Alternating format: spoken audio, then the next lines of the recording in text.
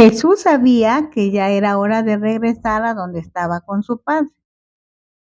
Sabe que sus discípulos serán perseguidos y enfrentarán situaciones no gratas, como la persecución, pues el mundo los desconoce, como desconocen a Jesús. Pero les promete que tan pronto llegue con el Padre, enviarán otro consolador, el Espíritu de verdad, que guiará a toda verdad. Disfrutemos la palabra. Vamos directamente a Juan 15:18. Si el mundo os aborrece, sabed que a mí me ha aborrecido antes que a vosotros. En los primeros versículos de este capítulo 18, el maestro utilizó la metáfora de la vid y los pámpanos para enseñar que es indispensable permanecer en su amor si quieren llevar fruto, mucho fruto, pues basados en el amor podrán naturalmente obedecer sus mandamientos y así cumplir sus propósitos.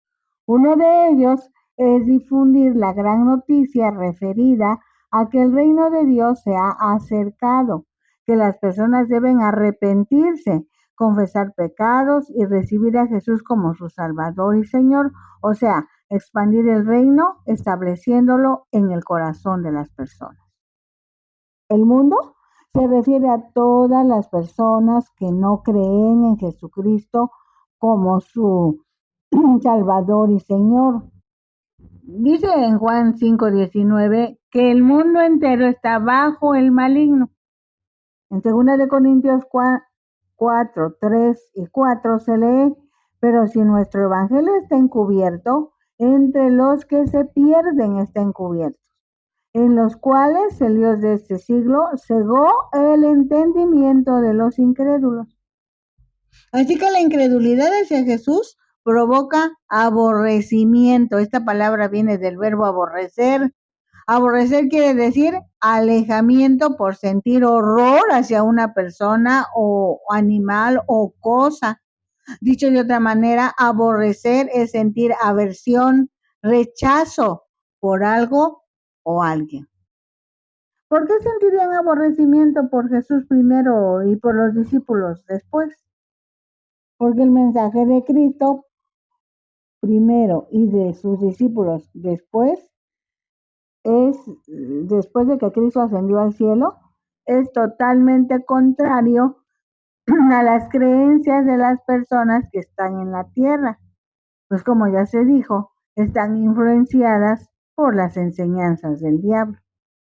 Dice Juan 15:19, si fuerais del mundo, el mundo amaría lo suyo, pero porque no sois del mundo, antes yo os elegí del mundo, por eso el mundo os aborrece. Cuando Jesús dice yo os elegí del mundo, se refiere a que Dios busca y entrega su mensaje de amor perdonador a todos y cada uno de los habitantes de la tierra. Pues dice la Escritura que Dios quiere que todos procedan al arrepentimiento. O sea, no es idea de Dios que alguno se pierda, solamente que Dios espera la decisión de cada ser humano. Cuando una persona cree en Jesucristo como su Salvador, forma parte de los elegidos. Acepta a Jesucristo en su corazón. Forma parte del grupo de personas que son hijos de Dios por la fe en Jesucristo. El Espíritu Santo lo sella y en consecuencia se convierte en representante de Dios aquí en la tierra. Entonces, deja de ser del mundo. Ya no acepta las creencias del mundo y ya no pueden tener una buena y amigable relación con el que ha aceptado la autoridad de Cristo en su vida. Por eso los del mundo lo aborrecen. Aquí puedes detenerte, revisar y tomar decisiones. Si el mundo te odia, significa que no entiende ni acepta los valores de Dios y sus mandamientos, porque al vivir estos valores contrastan con el mundo. Y si el mundo se siente amenazado o incómodo, reacciona negativamente, practicando y fomentando el odio, la intolerancia y por fin la violencia que puede llegar hasta la muerte, como en muchos lugares del mundo está sucediendo hoy. Dice Juan 15:20, Acordaos de la palabra que yo os he dicho. El siervo no es mayor que su señor. Si a mí me han perseguido, también a vosotros los perseguirán. Si han guardado mi palabra, también guardarán la vuestra. Recuerden, esto ya se dijo. Es un repaso. No cabe duda, Jesús es un excelente maestro, pues la repetición es un método usado para afianzar el aprendizaje.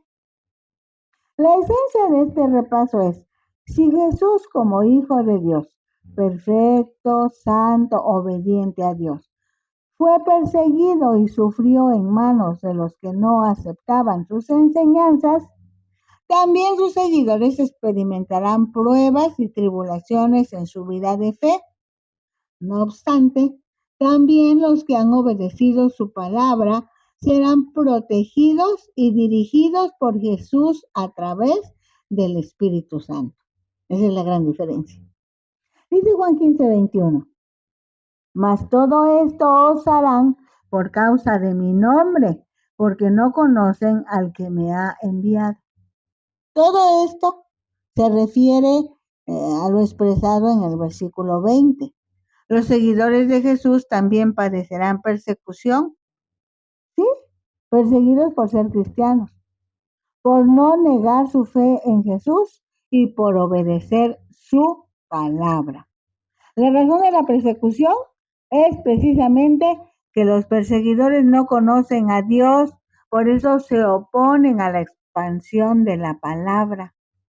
Muchas veces los incrédulos no entienden la fe, lo ven como fanatismo y reaccionan con inconformidad, negatividad, miedo y hasta agresividad. Ha sido tan violenta la persecución que incluso han matado a los cristianos. Están matando a los cristianos, ya lo dijimos, no solo en esta región, sino en muchas partes del globo terráqueo. Ahora que lo sabes, decide ser fuerte en tu fe y recuerda que Dios está dispuesto a ayudarte en todo momento. Por otro lado, puedes apoyar a los que enfrentan persecución alrededor del mundo, mínimamente orando por ellos.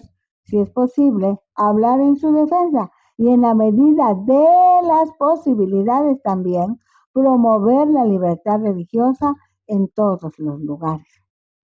Dice Juan 15:22, si yo no hubiera venido ni les hubiera hablado, no tendrían pecado, pero ahora no tienen excusa por su pecado. La venida de Jesús hasta la tierra, su servicio a la humanidad o ministerio terrenal, hace responsable a todas las personas de todo el globo terráqueo, de todas las edades, en todos los tiempos.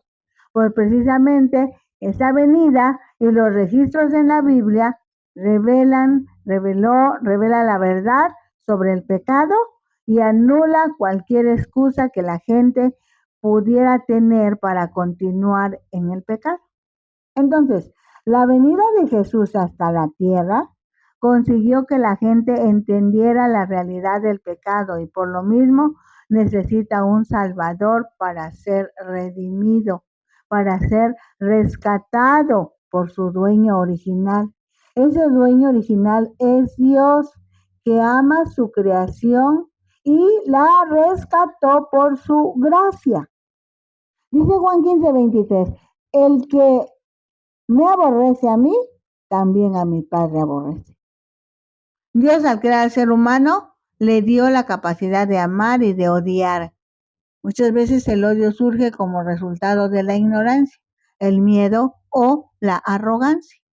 Cuando Jesús enseñaba, desafiaba los valores y las normas que se habían constituido como autoridades políticas y religiosas en ese tiempo, los valores y las normas de esas personas.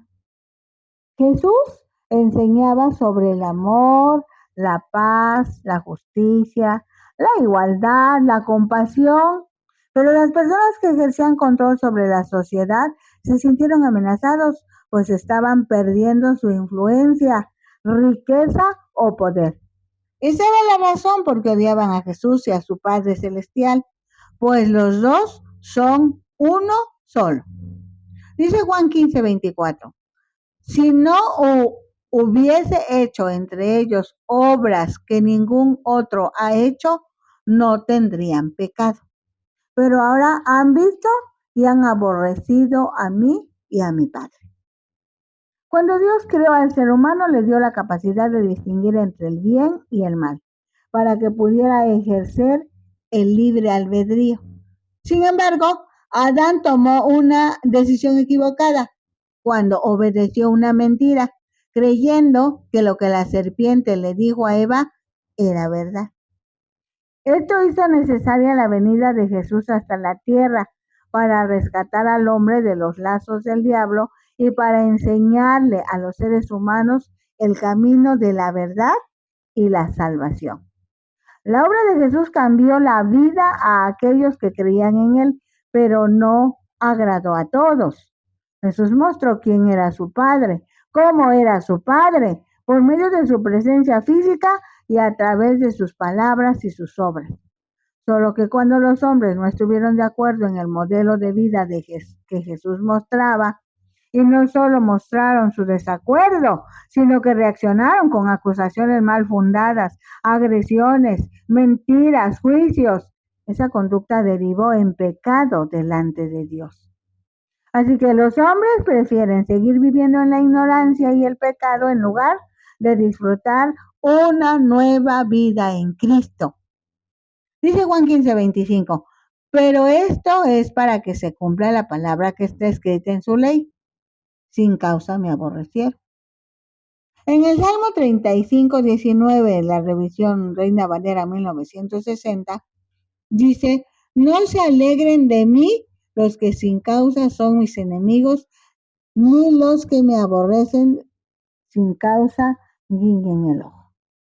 La Nueva Traducción Viviente dice, no dejes que de mí se burlen mis enemigos traicioneros, no dejes que se guiñen el ojo de los que me odian sin motivo.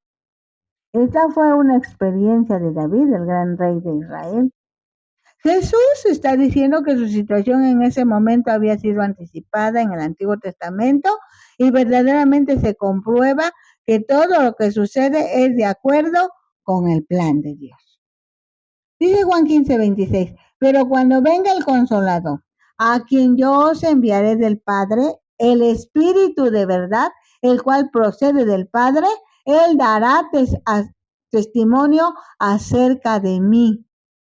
En otra parte, Jesús expresa que enviaría otro consolador, porque durante el tiempo en que Jesús estuvo en la tierra, él consolaba a sus seguidores, pero muy pronto Jesús regresaría al Padre y enviaría al otro consolador que también procede del Padre, y en ese momento describe otra característica de ese consolador, dice que es el Espíritu de verdad, pues una necesidad del ser humano es dejar la mentira y regresar a la verdad.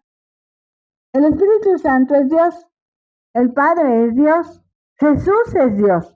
Una vez que Jesús ascendió al Padre, en el día de la fiesta de Pentecostés, Dios, Padre e Hijo, envió al Espíritu Santo para que convenza al ser humano de pecado, lo lleve al arrepentimiento y pueda confesar pecados en el nombre de Jesús. Así el Espíritu Santo sella como propiedad de Dios y anticipa o es una garantía de la salvación por gracia.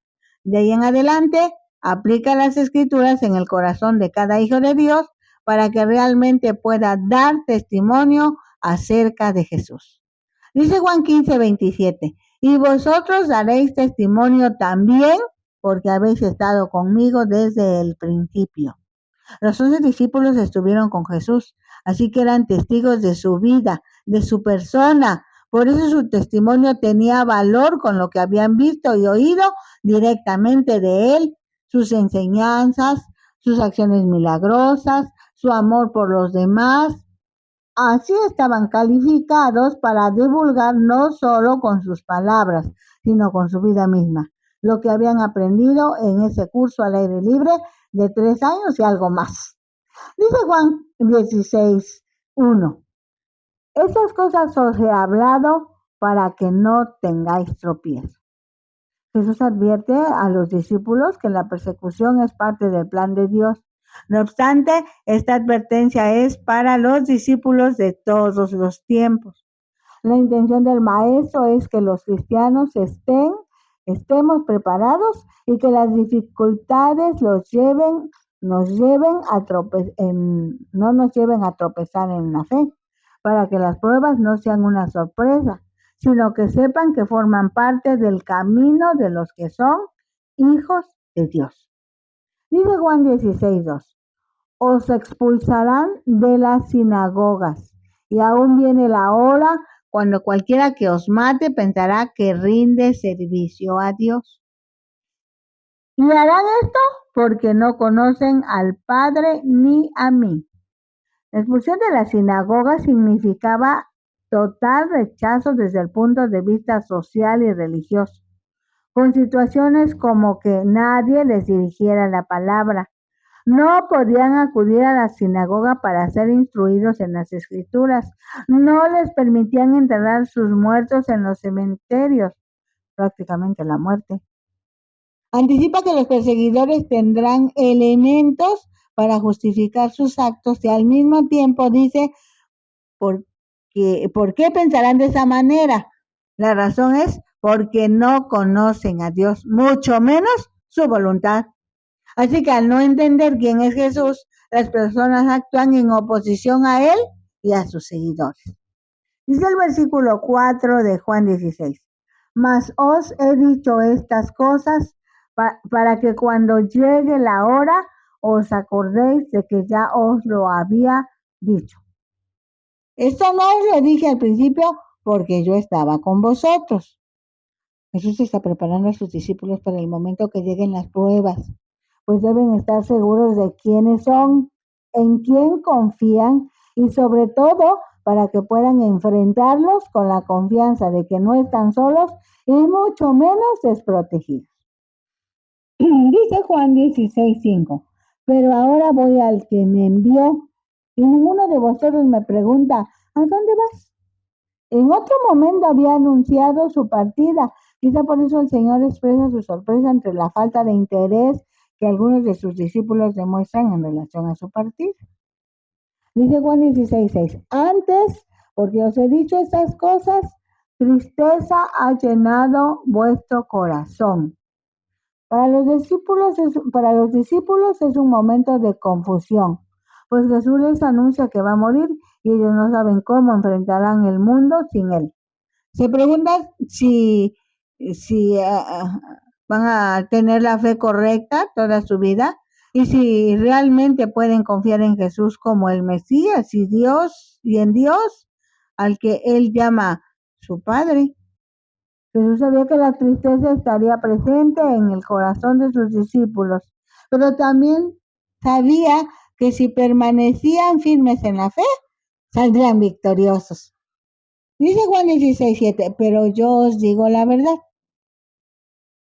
Os conviene que yo me vaya, porque si no me fuera, el Consolador no vendría a vosotros, mas si me fuere, os lo enviaré.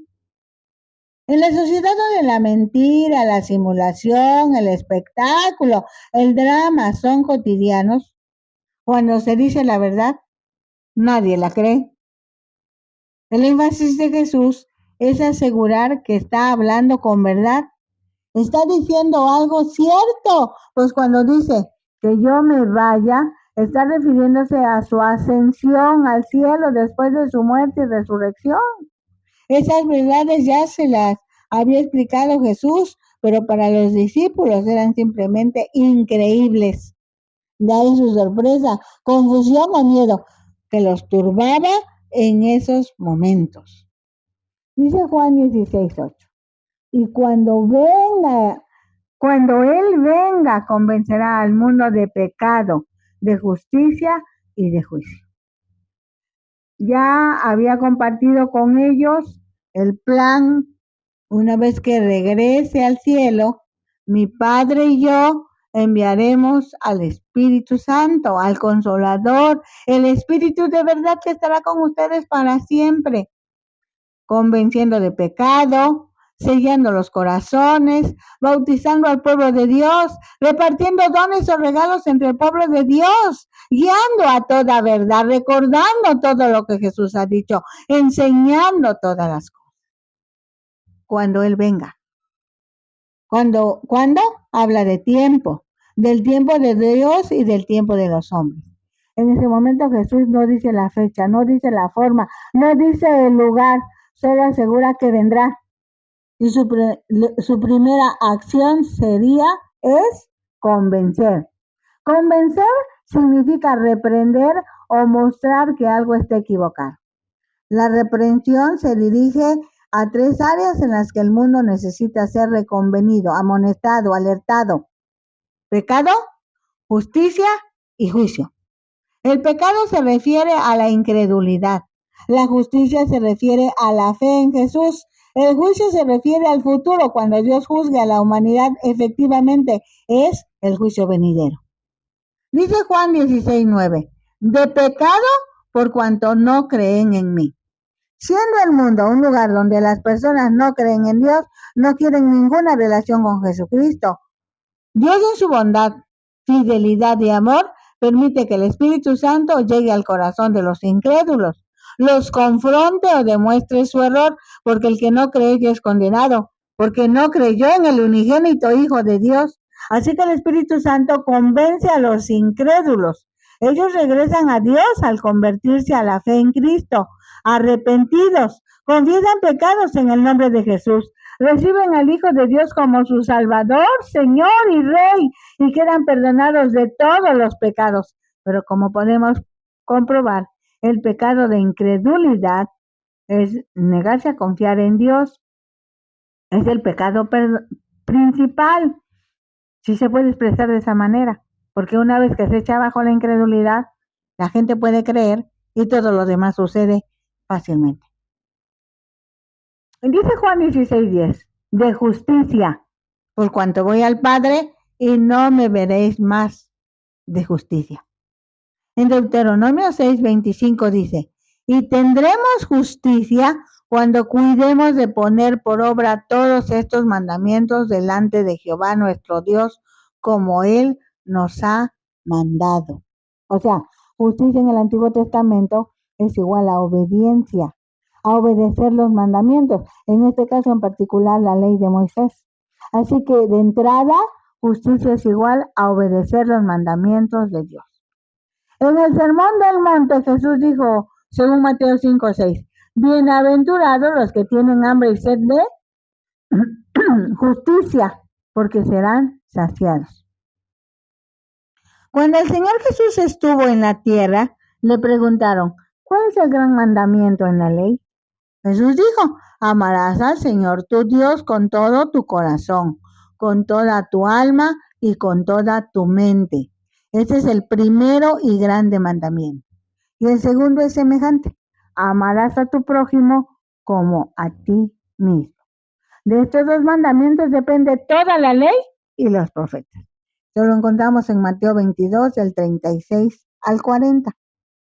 Para el momento que estamos disfrutando, cuando Jesús da las últimas instrucciones a sus discípulos, acababa de decirles, un nuevo mandamiento os doy, que se amen unos a otros como yo los he amado. Pablo, en la carta a los Romanos, relaciona la justicia con la gracia de Dios a través de la fe en Jesucristo. En Romanos 3:22 se lee, la justicia de Dios por medio de la fe en Jesucristo para todos los que creen. Esta justicia es un regalo divino adquirido por medio de la fe y se manifiesta en la redención y el perdón de los pecados. Entonces, justicia es actuar con rectitud y equidad, siguiendo los principios de amor, misericordia y verdad, viviendo en armonía con la voluntad de Dios, promoviendo la paz, la reconciliación y la bendición en las relaciones intrapersonales e interpersonales, esto es, conmigo mismo y con los demás. Dice, de justicia, por cuanto voy al Padre y no me veréis más. En versículos anteriores Jesús les dijo a sus discípulos que el Espíritu Santo vendría después de su partida, que les recordaría todo lo que Jesús les había enseñado. Así que la partida de Jesús permitiría que el Espíritu Santo, la presencia de Dios, llegara a habitar en los corazones de los hijos de Dios. Es esa presencia divina en el corazón lo que hace posible vivir en justicia, porque el Espíritu Santo convence, guía al arrepentimiento y en otras decisiones, de tal forma que se puede vivir de acuerdo con los mandamientos de Dios. De ahí que la justicia prevalece. La obediencia a la palabra es posible con la participación del Espíritu Santo en cada hijo de Dios. Dice Juan 16:11, y de juicio, por cuanto el príncipe de este mundo ha sido juzgado.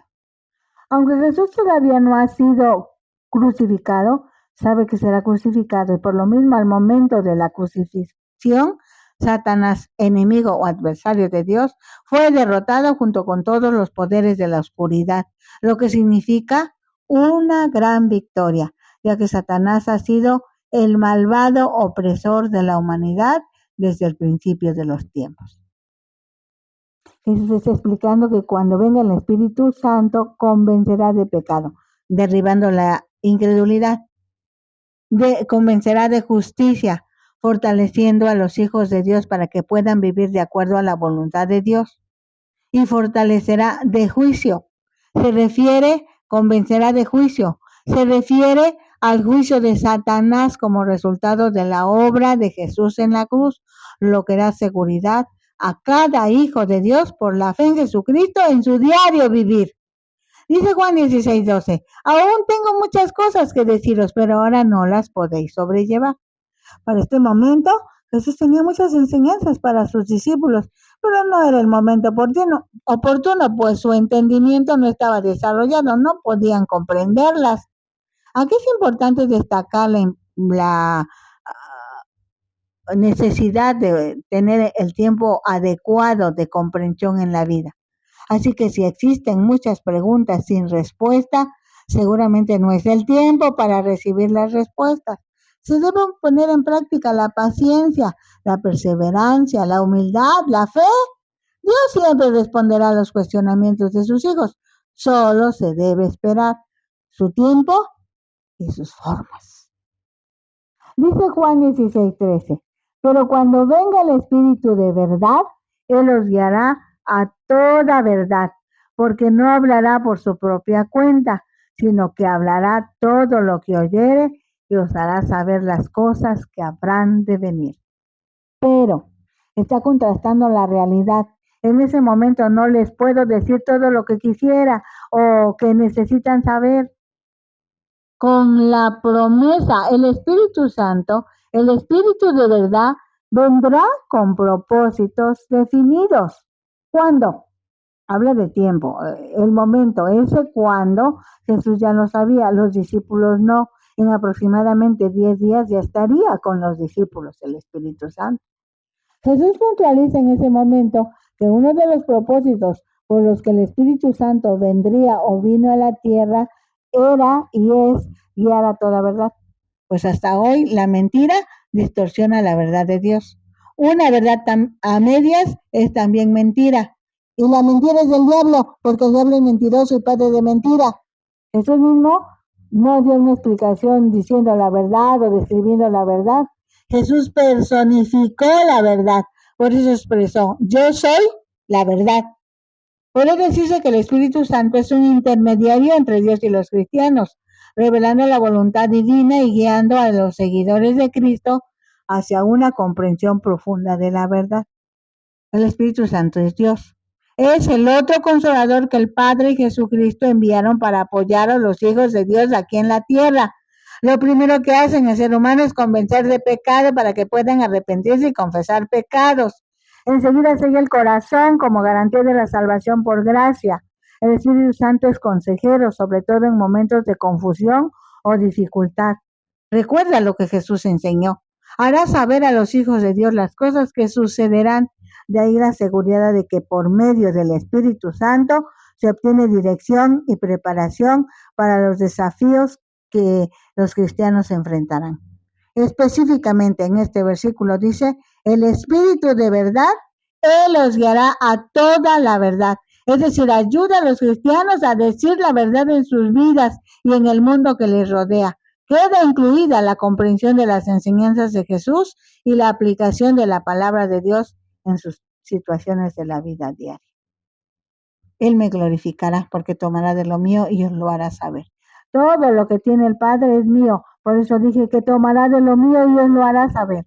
El apóstol Pablo dice que Dios Padre dio a Jesús un nombre que es sobre todo nombre, para que en el nombre de Jesús se doble toda rodilla y toda lengua confiese que Jesucristo es el Señor. Así que el Espíritu Santo, el Espíritu de verdad, siempre llevará a la humanidad para que glorifique al Padre, glorifique al Hijo. El Espíritu Santo es humilde, no pedirá gloria para sí mismo, solo que Dios Padre, Dios Hijo y Dios Espíritu Santo son uno solo. Así que al glorificar al Hijo, se glorifica al Padre y se glorifica al Espíritu Santo.